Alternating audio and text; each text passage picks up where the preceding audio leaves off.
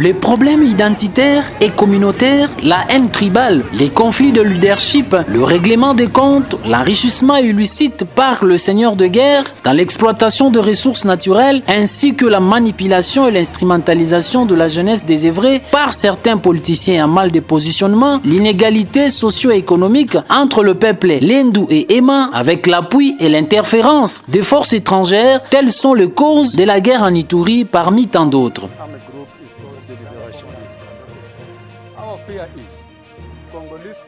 Contacter les Codeco parce qu'ils estiment que le gouvernement congolais est ami au gouvernement ougandais dont M. Museveni est en tête. En venant vers le gouvernement, ils n'étaient pas sûrs s'ils allaient être bien accueillis, sinon ils risquaient d'être rapatriés auprès de M. Museveni. Voilà pourquoi ils ont opté pour se rallier au groupe rebelle Codeco. Par conséquent, en territoire de Djougou, l'on assiste à la multiplicité de tueries, massacres des populations, occupation de plusieurs villages et agglomérations par des hommes armés, présence de coupeurs de route sur la RN 27 et la RN 4, les attaques par embuscade, multiplicité des incursions par le groupe armé Codeco, entraînant ainsi plusieurs déplacés internes vers le milieu sécurisé. Destruction des infrastructures sanitaires, scolaires et édifices publics ne sont pas épargnés. Même situation apocalyptique dans les territoires d'Irumu où la milice FPIC appelée Chinyakilima à connotation Bira régnait comme l'épouse du César. Chinyakilima occupait entièrement la chefferie de Basili, Mobala, Andisoma et une partie de Walese Vonkutu en territoire d'Irumu. Dans le même territoire, les ADF terrorisaient la population de Boga, Tchabi et dans plusieurs localités de la région. Dans leur coalition, ADF et FPIC avaient totalement occupé les centres d'Irumu, Marabo, Nyakunde village et hôpital. Bref, la milice FPIC avait incendié les bureaux administratifs du territoire, l'état-major de la police Irumu lors d'une attaque meurtrière qui avait coûté la vie à 6 policiers, paix à leurs âmes.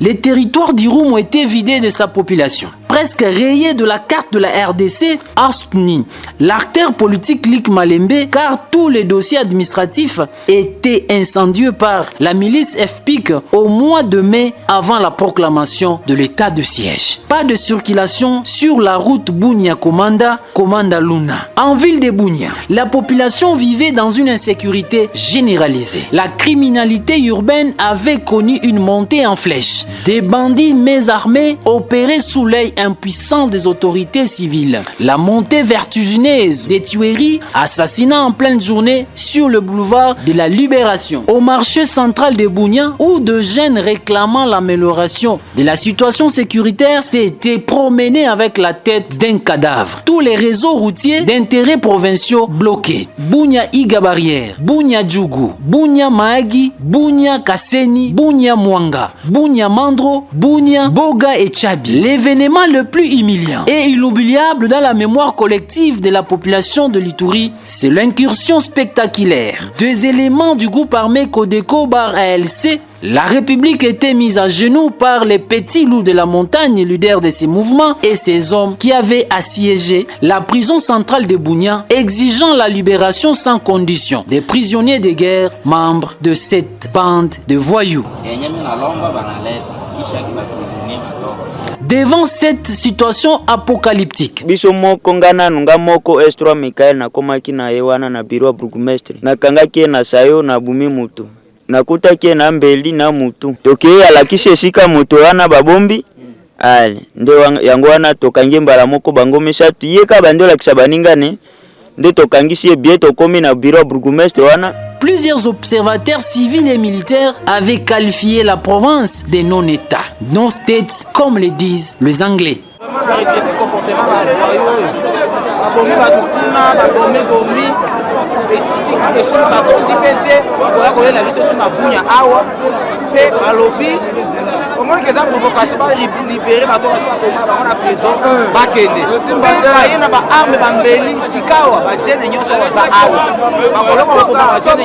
C'est ainsi la population de l'Ituri, réunie au sein de la coordination de la société civile, la classe politique, les confessions religieuses, les associations féminines, le groupe de pression ainsi que les élites provinciaux et nationaux de l'Ituri réclamèrent tout haut et fort auprès du président de la République et commandant suprême des forces armées que la province de l'Ituri soit placée sous un régime spécial. Les enfants, les femmes, les vieillards, les personnes vivant avec handicap sont fatiguées. C'est-à-dire l'état de siège de manière à ce qu'un militaire soit nommé gouverneur pour restaurer l'autorité de l'État et imposer la paix, motif d'espoir pour le lendemain meilleur en Ituri. Attentif et sensible à ce que réclame mon peuple, j'entends le cri de détresse de notre population en général et je ressens en particulier les douleurs qu'éprouvent nos mères, nos sœurs et nos filles dans ces provinces ravagées par la barbarie. J'ai décidé de proclamer l'état de siège sur toute l'étendue des provinces de l'Ituri et du Nord Kivu. C'est le 3 mai 2021, le président de la République, Félix Tshisekedi Tshilombo, proclamant l'état de siège en réponse à la demande de la population de l'Ituri et celle du Nord Kivu.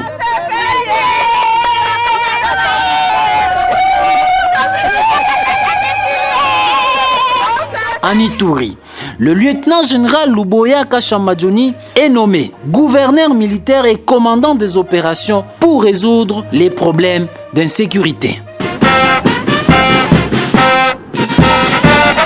Le commandant suprême a vu que la population avait besoin de la sécurité, d'être sécurisée. Ne pensez pas que je vais partir dans un mois si vous n'avez pas arrêté. Je serai là, et ça je vous dis, et je serai sans état d'âme. Pour ceux qui veulent bien coopérer, nous allons cheminer ensemble. Mais ceux qui ne veulent pas, spécialement les groupes armés étrangers, ils ne sont pas chez eux ici, ils doivent quitter. En image sur la carte, la situation opérationnelle avant l'état de siège, les villages et grandes agglomérations occupés par la milice Codeco, FPIC, Zaïre, ADEF, Maïmaï et les Banyaboucha dans le territoire de Djougou, Irumu et Mambasa. Avant le début des opérations militaires, des traques et des neutralisations de groupes armés, le lieutenant-général Luboya Kashamadjoni fait sa première descente en territoire de Djougou jusqu'à Djougou Centre après l'ouverture de la Reine 27 par ses hommes.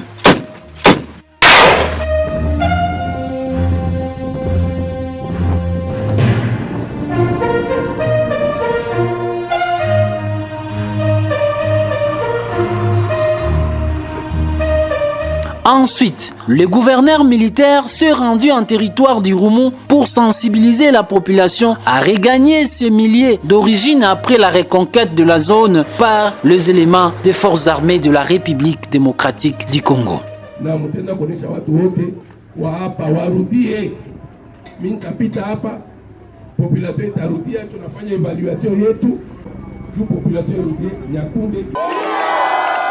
Tunapenda kwanza ona manini mashamba vile tunaanza ona zamani. Tunapenda kuona bangombe. Tunapenda mfanye makazi yenu ile mnafanyaka siku zote. Voici le résultat des opérations militaires. Dans sa première et deuxième phase, menée contre la milice Codeco, la FPIC, Zaïre, des Banyaboucha, le ZADEF et les contre les bandits armés en ville de Bunia. Maître John Tibasima, donc c'est lui. Asimwe Jérémy, c'est écrit ici, des groupes Zaïre, Bassa Codeco, vous le savez, et Bernadette de FPIC Banyaboucha. Tunafurahi sana kufuatana na hali ambayo tunakuwa ndani sasa, wakati walituma guverner mpya mwenye alifika kuleta salama masiku hizi ndani ya mwingine. Tumeona watu wametembea hata usiku, hakuna tena matatizo ambayo tunakutana naye, na hivi tunafurahi sana kwa ajili ya guverner pamoja na president de la République mwenye analeta askari wenyewe wanafika kuleta salama ndani ya eneo yetu. Arrestation de certains leaders de ZADEF, le ravitailleur en munitions et en armes, de la milice Zaïre, de la milice FPIC et un fondateur et féticheur de la milice Codeco.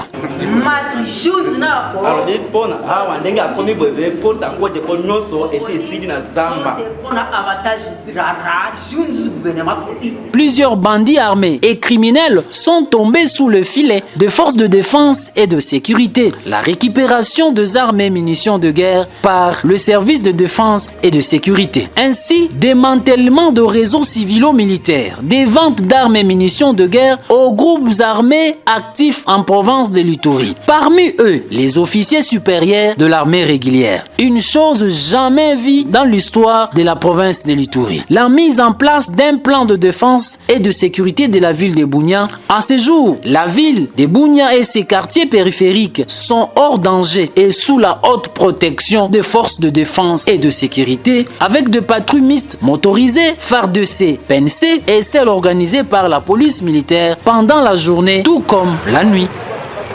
Assurance iko tukisi tunaona babu FRDC kwa ingia tuko ona babu tuko mingi tapu ndani ya ngini niko ngini yale pale tuko ona babu. En territoire de Djougou, l'ouverture de grands axes routiers sur la RN 27 Bunya Iga barrière Djougou Bunya Komanda. Nafurahi sana gisi jeshi inafaa kazi paske bao habangi kwa njia kama hatuko napita tena. Alors tunashukuru kazi ya jeshi. Kisha jeshi kufaa kazi hatuyapata shida na tunafurahi iendelee. À la deuxième phase, les forces armées de la République démocratique du Congo ont mené avec succès les opérations en profondeur contre les Codeco, FPIC en territoire de Djougou et Irumu. À la suite de ces opérations, plus de 171 villages ou localités jadis occupées par les ennemis de la paix sont passés sous contrôle de l'armée régulière, à savoir Ngongo, Lipri, Nyangarai, Fataki, Libi, Sanduku, Kilo Mission, Kilo Eta, Drodro, Uzi, Lopa, Riti, Kobu, Ezekere, Bambou, Katoto, Boule et Roulé, Laoudjo, Ladejo, Blukwa et Blukwambi, Masumbuko, Maze, Petit, Doraki, Lisei, Itende, Liberia, Bambou, Ame et Arouda, le bastion le plus fortifié de la milice Codeco.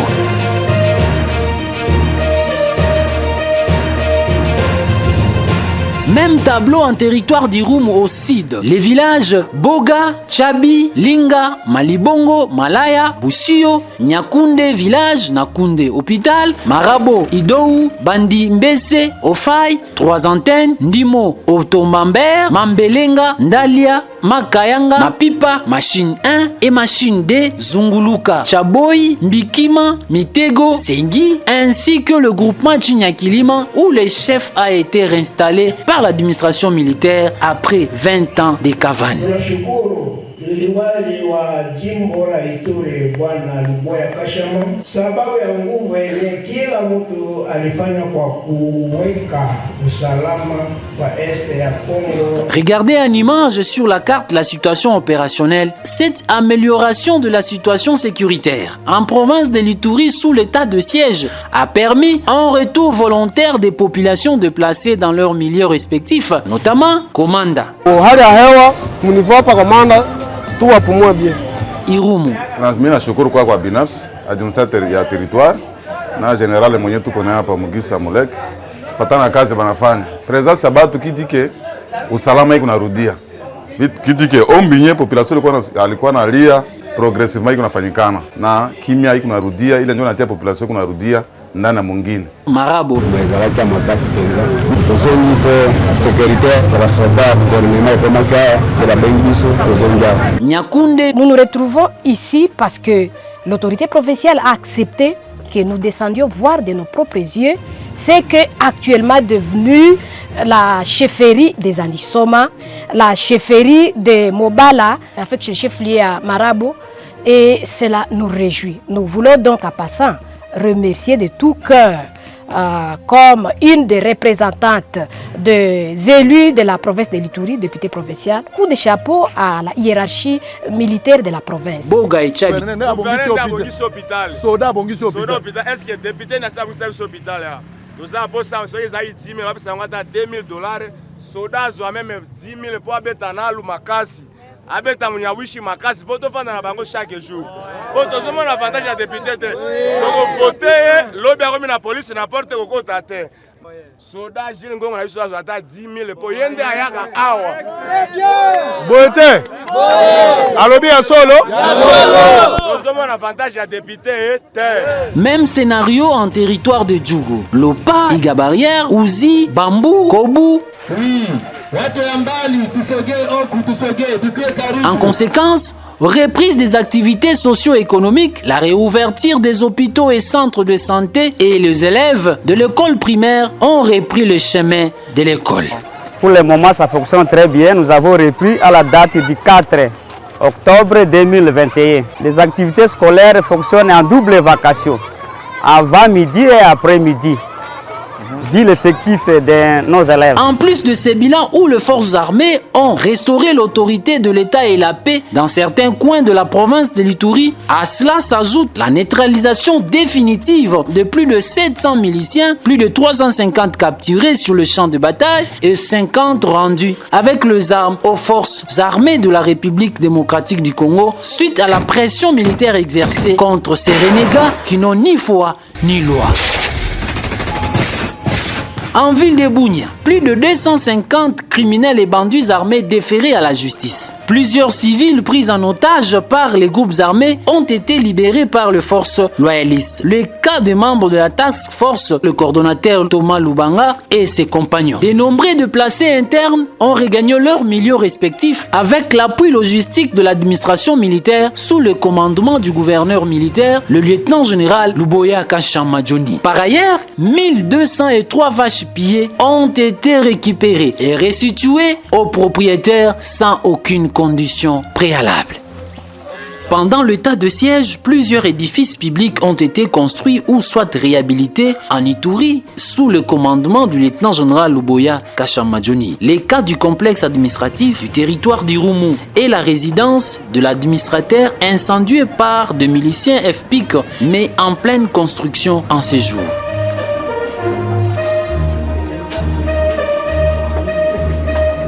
Dans la même région, une tribune moderne construite par le gouverneur pour la tenue des activités de renforcement de la cohabitation pacifique entre les différentes communautés en construction à Komanda.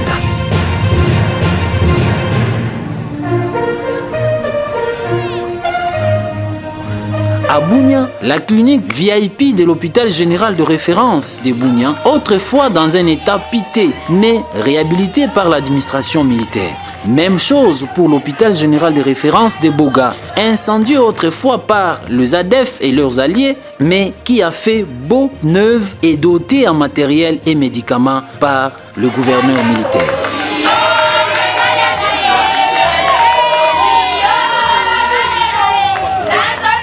Sous ces régimes spéciaux, en Ituri, le cabinet du gouverneur a connu une véritable métamorphose. Le bâtiment qui abrite le bureau du premier citoyen de la province a été littéralement rénové. Un nouveau bureau annexe construit, la cour du gouvernorat complètement recouverte de pavés, une clôture érigée et tant d'autres travaux continuent d'être exécutés.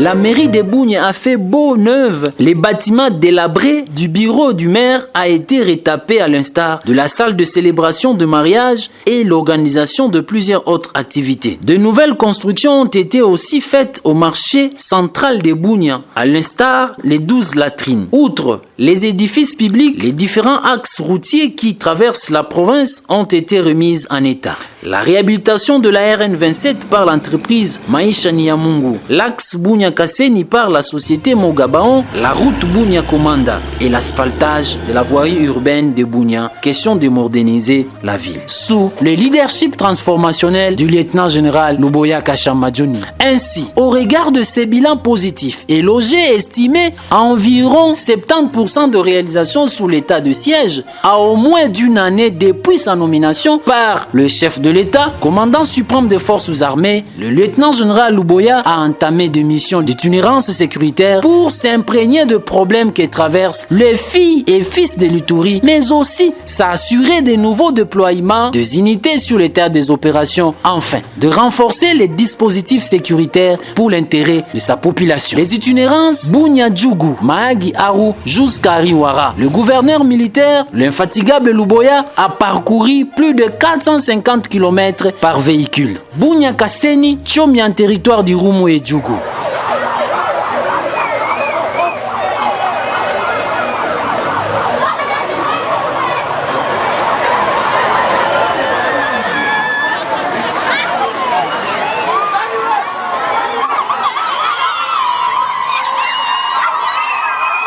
Le gouverneur entre en contact fructueux avec la population et les communautés locales pour rétablir la confiance longtemps perdue entre le gouverné et les gouvernants.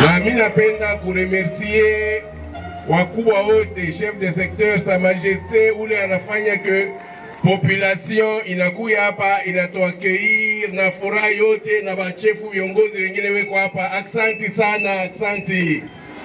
Wanasema maaktivite yao saa zingine hapa kulaki kwa mubaya.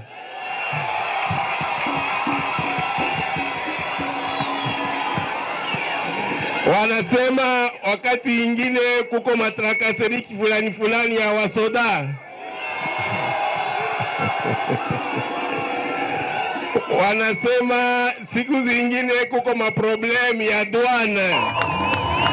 À cela s'ajoute le rencontre transfrontalière avec l'Ouganda et la province sud-soudanaise du centre Equatoria State à Aru pour renforcer la coopération sécuritaire et les échanges commerciaux. For this reason, we are here. Nous sommes ici pour échanger sur le point qui affecte nos liens traditionnels de bon voisinage et de bonne coopération transfrontalière. Nous sommes appelés à partir de cette rencontre en vue de voir comment nous pouvons nous apaiser sur les questions liées à la coopération transfrontalière, sur le plan du commerce transfrontalier et aussi la stabilité et la paix et pour le développement de nos communautés respectives. En conclusion, la situation générale actuelle pendant l'état de siège s'améliore du jour au lendemain de manière graduelle comparativement aux années qui ont précédé l'administration militaire, c'est-à-dire l'administration civile.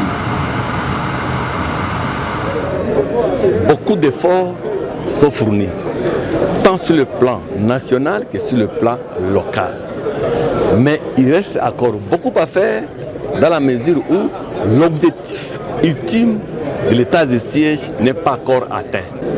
Le retour des déplacés dans les milieux d'origine, les miliciens doivent déposer les armes et le programme PDDS-SCS doit commencer et la paix doit revenir à Ituri. Donc ça c'est l'objectif ultime de l'état de siège. Ce qui est vrai, il y a beaucoup d'avancées avant l'état de siège. En tout cas, ne peut pas être égalé dans certains secteurs comme pendant l'état de siège. Sur le plan sécuritaire, effectivement, il y a beaucoup à faire, mais il y a beaucoup d'évolutions. Toutefois, beaucoup reste encore à faire sur l'axe Komanda Luna, où les ADF MTM et leurs alliés sont aux abois, mais aussi en errance à la suite de la pression militaire exercée par le rouleau compresseur de forces armées, dont l'effet final recherché est zéro violence, zéro tuerie, à l'esprit et à la lettre de la volonté manifeste du chef de l'État et commandant suprême des forces armées et de la police nationale congolaise, Félix Tshisekedi Tshilombo. En province de l'Ituri, sous l'œil perçant du gouverneur militaire et commandant des opérations, le lieutenant-général Luboya Kashamadjoni, quoi qu'il en coûte, quoi qu'il en soit, les forces armées sont déterminées à rétablir la paix sur l'ensemble de la province.